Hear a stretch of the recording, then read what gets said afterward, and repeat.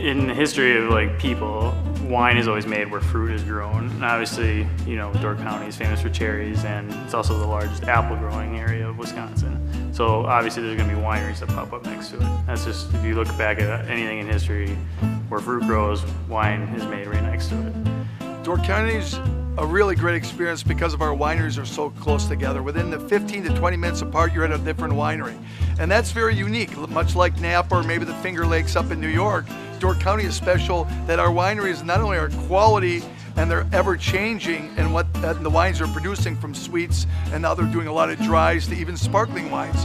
That in itself is very unique to have such a diverse type of wine. And the uniquest thing is they're very close. You don't have to drive an hour and a half to 2 hours away. Within 20 minutes, you're at another winery, and a whole different feel in one winery to the next. We do sit on 100 acres of fruit, from cherries, apples, pears, the grapes, and so we utilize a lot of the fruit that we grow right here on the property in our wines. Every bottle has its own story because so much hard work and hardship has went into growing that particular bottle of wine. It's all about our fantastic friend yeast consuming sugar, and cherries, apples, grapes, they all have sugar for the yeast to eat, and then converts it into alcohol. You're just going to get different characteristics in different aromas, different palates, and things like that. Now, fruit that you eat doesn't necessarily transition to fruit that you would want to make into wine. So if you go out and eat a Cabernet Sauvignon grape, it doesn't taste very good. As vice versa, if you eat a Thompson seedless grape that you buy from the grocery store, it doesn't make very good wine. This area is prime for grape growing. It's just not prime for grapes that were traditionally grown in France.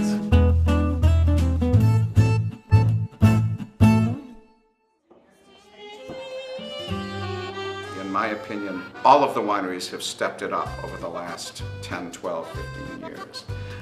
Just because the market has changed, the wine market has changed drastically. Door County tourism and Door County wine industry are like a perfect fit. Not many tourists or wine aficionados will come up here just to visit one winery. They want to make their trip worthwhile, so it would probably pay off if we got together and had a united organization that could help and further the wine industry in Door County and Wisconsin. So in about 2005, we had a meeting of all the wineries in Door County, and there was a lot of interest. And a year or so later, we then decided to form the Door County Wine Trail, the purpose of which is to further the wine industry in Door County.